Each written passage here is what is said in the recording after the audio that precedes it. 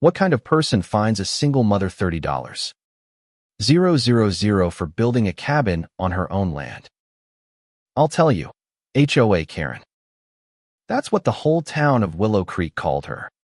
And not without reason. She wasn't just the HOA president's wife. She was the iron fist behind his timid handshake. The voice that turned neighborhood meetings into battlegrounds. Her real name was Karen Gwen. But HOA Karen stuck because she wielded the HOA rulebook like a sledgehammer. I learned that the hard way when she targeted my cabin, a little refuge I'd poured my savings into for my daughter, Lily, and me. It was a modest place, just outside the HOA's jurisdiction, or so I thought. But HOA Karen didn't care about lines on a map. She saw my cabin, my freedom, and decided it was her personal mission to crush it. I'd moved to Willow Creek 3 years ago, escaping the city and a marriage that left me with nothing but scars and a 5-year-old who deserved better. The cabin was our fresh start, built on a half-acre I inherited from my grandfather. It wasn't much, 2 bedrooms, a creaky porch, and a view of the pines that made Lily giggle with joy every morning. I'd spent every weekend hammering nails, sanding beams. My hands blistered, but my heart full. It was ours, paid for with every cent I'd scraped together from waitressing and freelance writing.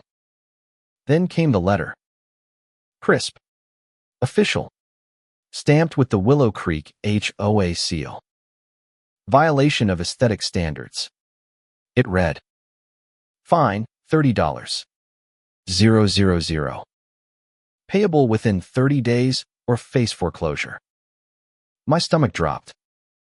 My land wasn't even in their neighborhood. How could they do this? I marched to the HOA office, a squat building with fake colonial columns, clutching the letter like it was a grenade. Inside, HOA Karen sat behind a desk, her manicured nails tapping like a predator sizing up prey. Her husband, Ted, the supposed president, stood behind her, looking like he'd rather be anywhere else. You can't find me, I said, voice shaking. My property's outside your boundaries. HOA Karen's lips curled into a smile that didn't reach her eyes. The HOA has expanded its oversight, she said, sliding a new map across the desk. It showed my land swallowed into their territory, a line redrawn without notice. Your cabin's an eyesore. Pay the fine, or we'll take it. Ted nodded weakly, avoiding my gaze. I felt the room spin. This wasn't just about money, it was personal. I spent weeks digging through county records, my kitchen table buried under maps and deeds. My grandfather's will was clear. My land was outside the HOA's original charter. They'd changed the rules without a vote, banking on no one noticing. I found a lawyer, Sarah, who worked pro bono because she'd had her own run-ins with HOA Karen.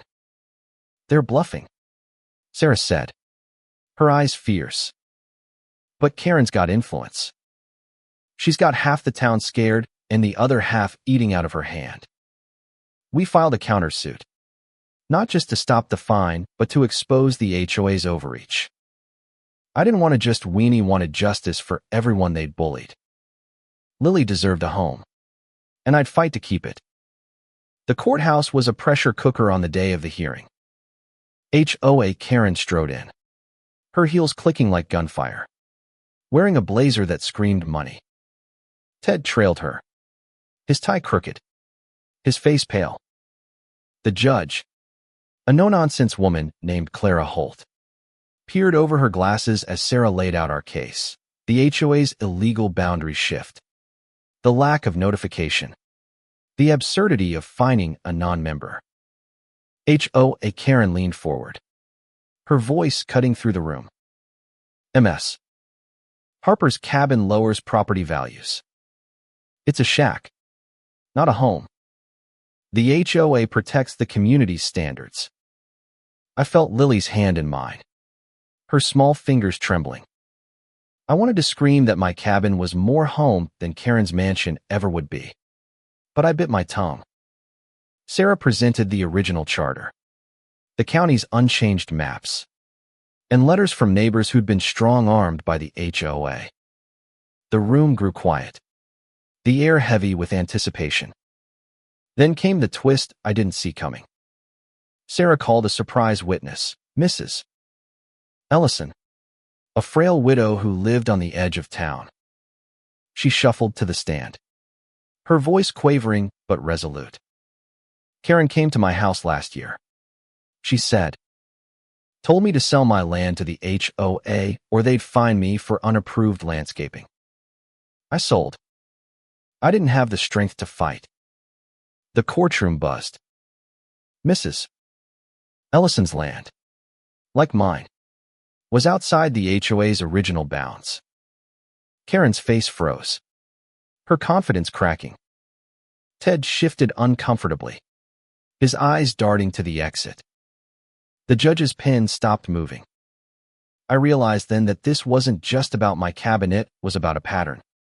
A scheme to strong-arm anyone who didn't fit HOA Karen's vision of perfection. My anger turned to resolve. This had to end. The hearing stretched into hours, each moment a tightrope walk. Sarah hammered the HOA's tactics, showing how they'd rewritten bylaws in secret, targeting anyone who dared live differently. HOA Karen's defense was a masterclass in deflection. She painted herself as a guardian of Willow Creek's charm, her voice dripping with fake sincerity. We're preserving our community's value, she said, gesturing dramatically. MS. Harper's cabin is a blight. I wanted to lunge across the room, but Lily's quiet "Mommy, are we okay?" kept me grounded. Sarah countered with evidence. Emails between Karen and Ted plotting the boundary expansion. Bank records showing HOA funds funneled to Karen's personal account. The crowd gasped. Karen's mask slipped, her eyes flashing with fury. Ted looked like he might faint. The confrontation peaked when Sarah asked Ted to testify. He took the stand, his hands shaking. Did you authorize the boundary change? Sarah asked. Ted stammered, glancing at Karen, who glared like she could set him on fire. I signed what she told me to, he mumbled. The room erupted. Judge Holt slammed her gavel, silencing the chaos. Mr. Gwen, she said, her voice like steel. Are you admitting to falsifying HOA records under your wife's direction? Ted's silence was louder than any confession. Karen stood, shouting, "This is outrageous. He's lying." But the judge's stare shut her down. I felt a spark of hope, fragile but real. Maybe we could win this. The collapse came swiftly. Judge Holt called for a recess, then returned with a verdict that hit like thunder. The HOA's boundary expansion is null and void, she declared. MS.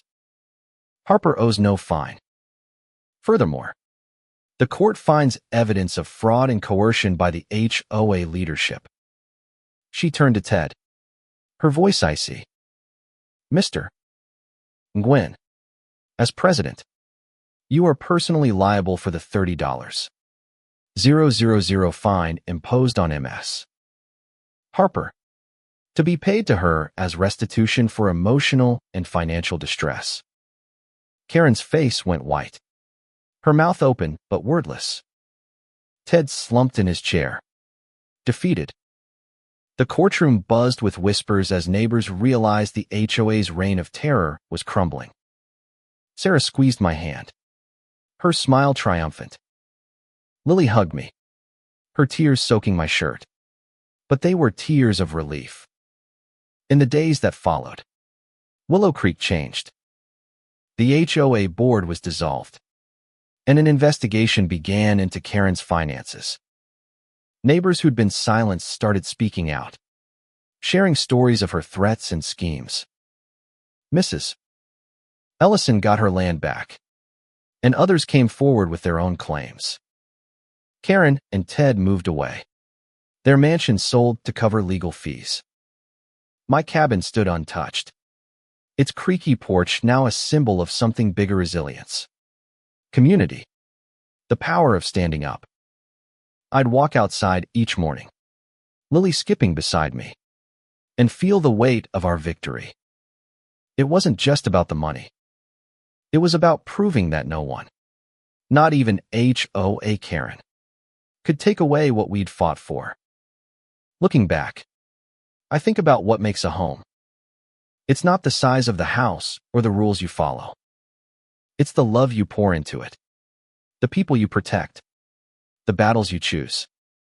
Lily and I have our cabin, our pines, our freedom. And every time I see her laugh, chasing fireflies in the dusk, I know we didn't just win a case, we won our lives back. For anyone facing their own HOA Karen, I say this: don't back down. Fight for what's yours. The truth has a way of rising, and when it does, it's unstoppable.